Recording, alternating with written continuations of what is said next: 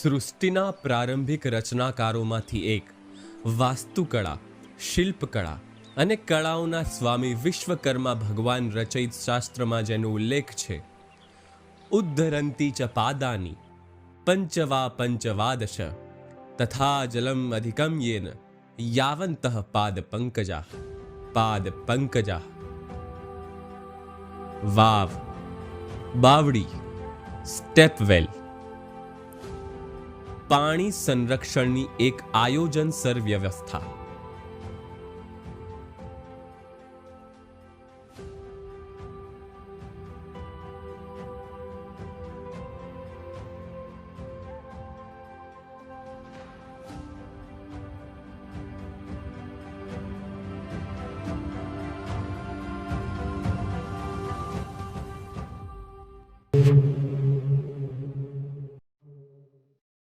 આ વિસ્તાર હિસ્ટોરિકલી શુષ્ક વિસ્તાર રહ્યો છે. એ માટે વાવડીઓ બનાવવી એ અસ્તિત્વની આવશ્યકતા હતી. વાવ, કુવાઓ પ્રાકૃતિક જળ ભંડારણ અને આપદા માટે સુરક્ષિત ગેરંટી હતી.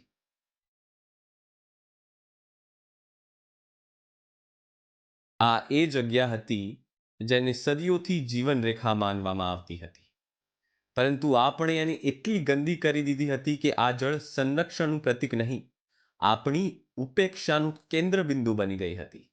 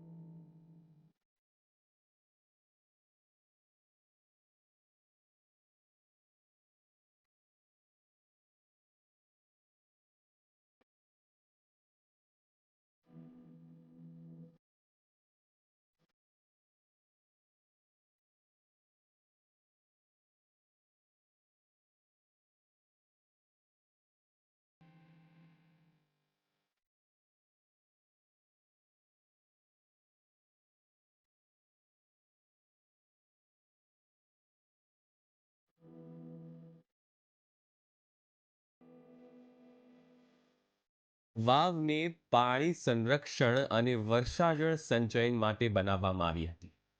વાવ એ જમાનાનું સામાજિક મીટિંગ પોઈન્ટ પણ હશે, જ્યાં મહિલાઓ પાણી ભરતા ભરતા વાતચીતો કરતી હશે. આટલી મહત્વપૂર્ણ સંરચનાને કચરામાં દફન કરી દીધી એ સૌથી મોટી પીડા હતી. આ વાવ પાલનપુર ક્ષેત્ર માટે જીવન વીમા જેવી હતી, જે સૌ સમુદાય માટે પીવાનું પાણી પહોંચાડતી હતી.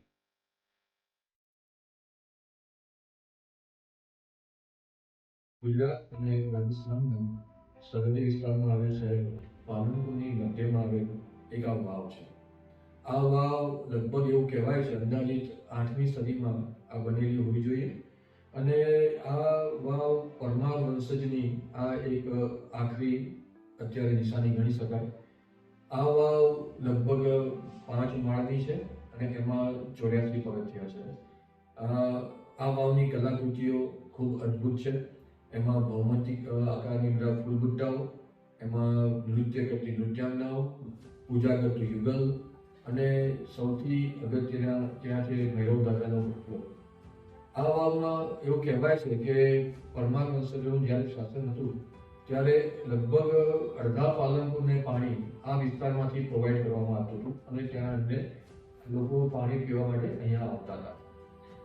9મી શતાબ્દીમાં અંદાજિત ત્યાં આગળ જ્યારે ત્યાં આગળ 1260ની અંદાજિત 1320 સંવત ત્યાં આગળ આ વાવનું નિર્માણ થયું, અને કાળક્રમે જ્યારે પરમાર વંશ ગયો અને ધીરે ધીરે વાવની ઉપયોગિતા વધતી ગઈ, પછી જલ વાયુનું પ્રદૂષણ અને આજુબાજુના રહેણાંક વિસ્તારનો કચરો પણ એની અંદર ઠલવાતો ગયો, અને ધીરે આ વાવ નામશેષ થઈ ગઈ.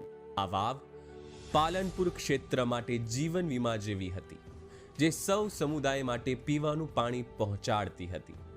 પણ છેલ્લા 5 વર્ષથી ફરીથી આ વાવને જીવંત કરવાનું એક સરસ એક કાર્ય સરકારશ્રીએ ઉપાડ્યું અને ખૂબ સરસ રીતે આ વાવને નવપલ્લવિત કરેલી છે.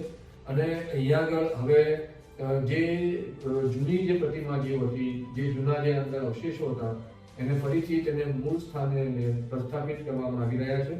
અને આ વાવ જે પહેલા હતી એ જ પ્રમાણમાં અત્યારે દેખાઈ રહી છે.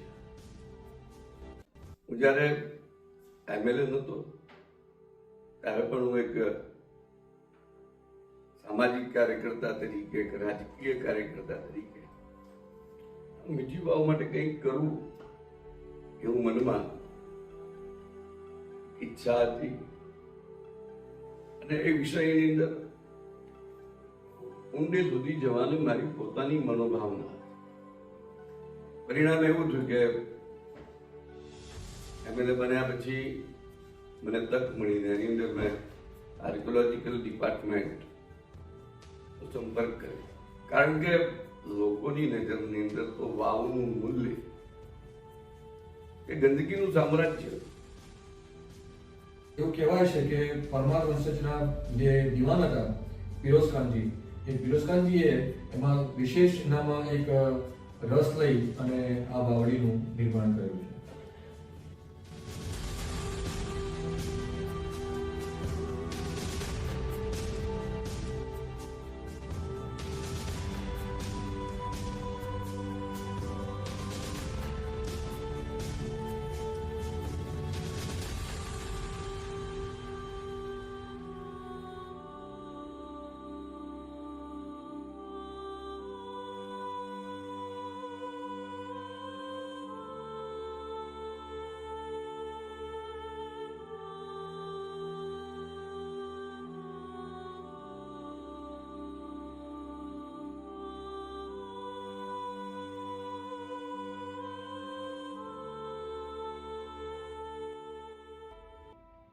મીઠી વાવની હાલત એકદમ ખરાબ બની ચૂકી હતી.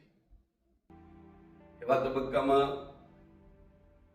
ત્યારે મને તક મળી, ત્યારે મેં રાજ્ય સરકાર અને આર્કિયોલોજીકલ ડિપાર્ટમેન્ટના સહયોગથી આ મીઠી વાવને ખૂબ જ સરસ, નયનરમ્ય, જે દેખી શકાય, જેની અંદર પાલનપુરનો ઘણો બધો ઇતિહાસ એ મીઠી વાવની અંદર દરબાયેલો છે, એ આપણે દેખી શકીએ એવી સરસ નયનરમ્ય બનાવવાનો મને મોકો મળ્યો.